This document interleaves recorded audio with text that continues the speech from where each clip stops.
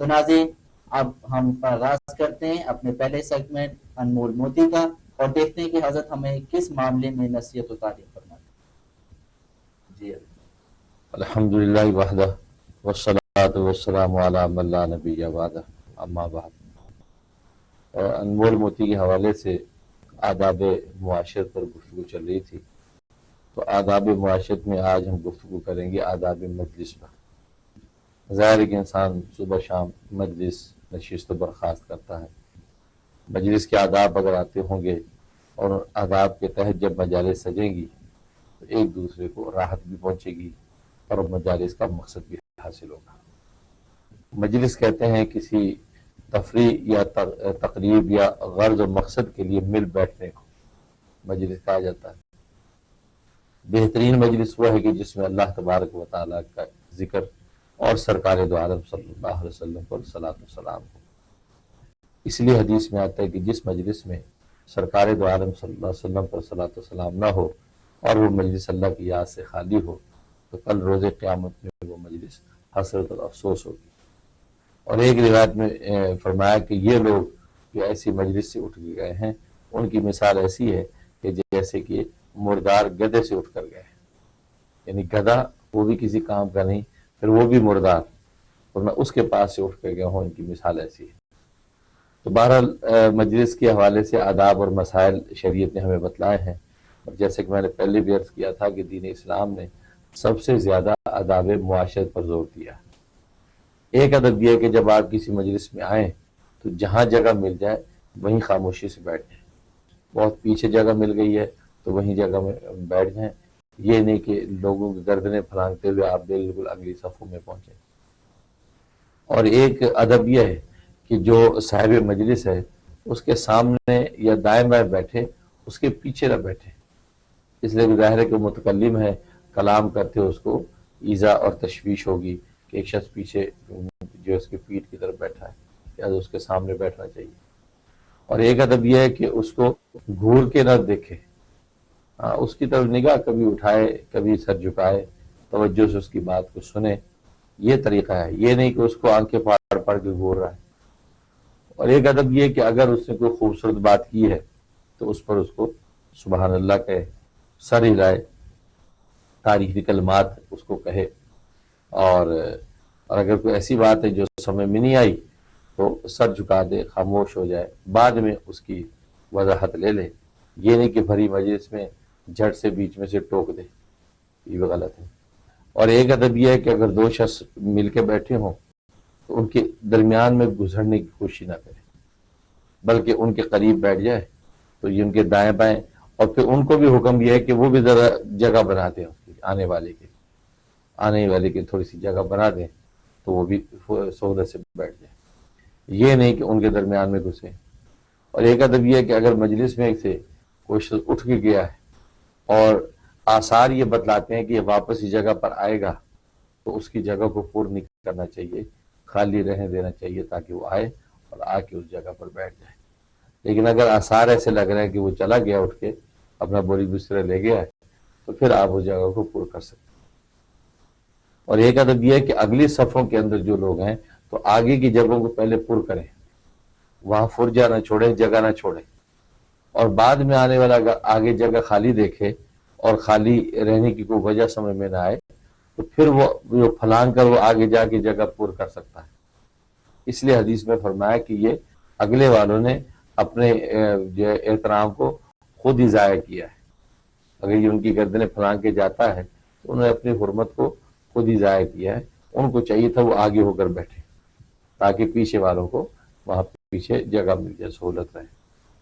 تو ان آداب کا لحاظ رکھتے ہوئے اگر مجلس کے اندر بیٹھے گا، اور ایک ادب یہ کہ متکلم جو گفتگو کر رہا ہے اس متکلم اور صاحب مجلس کی طرف متوجہ رہے، یہ نہیں کہ آپس میں گفتگو میں لگا رہے،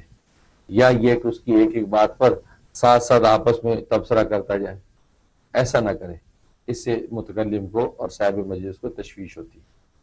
اور ایک ادب یہ کہ جو صاحب مجلس ہے اس کی طرف متوجہ ہو کے بیٹھے، یہ نہیں کہ وہ صاحب مجلس سامنے خطاب کر رہا ہے اور آپ جو کسی دوسری طرف منہ کر کے بیٹھے اور یہ کہہ رہے کہ جی کان میں آواز آ رہی بس ہم سن رہے ہیں، ایسا نہیں، اپنا رخ بھی اس کی طرف رکھے اور توجہ اس کی طرف کرے۔ اور ایک ادب یہ ہے کہ اس کی طرف پاؤں نہ پھیلا کے بیٹھے. عام طور پہ یہاں پہ یہ رواج ہے کہ وہ کنار مسجد کے یا کسی محفل کے کناروں پہ بیٹھ گئے ٹیک لگا کے اور پاؤں یوں آگے پھیلا دیے, وہ صاحب مجلس کی طرف پاؤں پھیلا کے بیٹھے. تو یہ بے ادبی کی بات ہے, ان آداب کا لحاظ رکھے. ہاں اگر کمر میں تکلیف ہے اور ایسے بیٹھا نہیں جاتا پھر دیوار سے ٹیک لگا کے بیٹھ سکتا ہے, لیکن خام خواہ جو ہے وہ ٹیک لگانا اپنی اس کے لیے سہولت کے لیے اور پاؤں پھیلانا یہ بھی مجلس کے آداب کے خلاف ہے. تو ان آداب کا لحاظ رکھتے ہوئے اگر مجلس کے اندر بیٹھے گا تو مجلس کا جو حقیقی جو نور ہے وہ حاصل ہوگا اور جو نفع مقصود ہے وہ بھی ملے گا.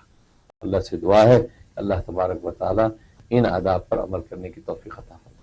ماشاءاللہ, جزاک اللہ. تو حضرت یہ مجلس کے آداب سے یہ سوال پیدا ہوتا ہے کہ یہ جو سارے آداب ہیں یہ کسی دینی مجلس کے ہیں حوالے سے ہیں. بعض اوقات ہر مجلس دینی نہیں ہوتی, کچھ بزنس بیس بھی ہوتی ہیں اور کچھ اپنے رشتہ داروں بیس کے لیے بھی ہوتی ہیں, ذاتی معاملات. تو اس میں اللہ کا ذکر اور نبی کریم صلی اللہ علیہ وسلم پہ درود اور اسی طرح صاحب مجلس, یہ ساری سچویشنز نہیں ہوتی, تو اس کے الگ آداب ہیں یا اسی کو اسی میں؟ ہاں یہ اچھا سوال کیا. یہاں یہ بات صحیح ہے کہ ہاں بہت سی مجالس دنیاوی اغراض کے لیے ہوتی ہیں, لیکن یہ آداب جو ہے وہ ہر مجلس کے لیے ہیں, دینی دنیاوی. اور اس کا ایک مسلمان کا حق ہے کہ اگر وہ کاروباری مجلس کرنے کے لیے بیٹھا ہے تو اس کا کاروبار بھی اللہ کی یاد سے خالی نہیں ہے, خدا کے دھیان کے بغیر اس کا کاروبار بھی نہیں ہے, لہذا وہ اس چیز کا لحاظ رکھے. یا اگر رشتہ دار گھر کے لوگ جمع ہیں تو وہ اگر جمع ہے خوش گپیاں کر رہے ہیں گپ شپ لگا رہے ہیں تو ان کو بھی ایسا غافل نہیں ہو جانا چاہیے کہ نہ خدا کا ذکر نہ خدا کے رسول کا ذکر ہو. اس لیے تو حدیث میں آتا ہے کہ جب مجلس برخاست کرو تو یہ دعا پڑھ لیا کرو جس کو کفارہ مجلس کہتے ہیں, کہ مجلس میں اگر کوئی ایسی باتیں ہو گئی جو دنیاوی باتیں ہیں یا اللہ کا ذکر اس میں نہیں آیا یا رسول اللہ صلی اللہ علیہ وسلم پر صلاۃ و سلام نہیں آیا یا کوئی کمی کوتاہی اس میں ہوئی, گفتگو میں لغزش ہوئی, تو وہ ساری جتنے بھی ایسی لفظیں ان سے کفارہ ہو جاتا ہے. وہ آخر میں پڑھنا کی تاکید یہ حدیث میں آئی ہے کہ سبحانک اللہم اشہد ان لا الہ الا انت استغفرک و اتوب الیک. تو یہ اگر پڑھ لے گا تو اس سے یہ کہ مجلس کے اندر ایسی جتنی لغزشیں ہیں وہ اس سے کفارہ ہو جاتا ہے. اس لیے یہ کسی بھی مسلمان کی مجلس کی وہ آداب ہیں. آج کل غیر مسلم کے ساتھ انسان کاروباری بنیادوں پر اگر کوئی کرتا ہے تو اس کو بھی اپنے طور پہ اللہ کی یاد کے ساتھ وابستہ رکھے. وہاں جب بیٹھے بسم اللہ الرحمن الرحیم کر کے اب گفتگو کا آغاز کرے, والصلاۃ والسلام علی رسول اللہ کہے, گفتگو کا آغاز کرے اور اس کے بجے ختم کرے تو اللہ سے دعا کرے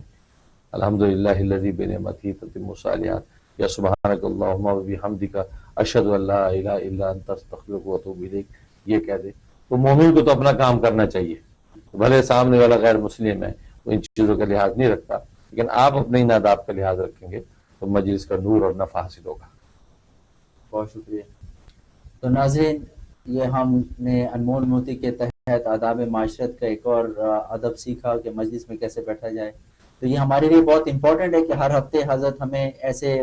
مجلس کے آداب اور معاشرت کے دیگر آداب ہمیں بتاتے ہیں, اور معاشرت ظاہر ہے کہ ہم اپنے آپ کو ایز اے فرد درست کرتے جائیں گے تو ہمارا معاشرہ درست ہوتا جائے گا, اور من حیث الامہ انشاءاللہ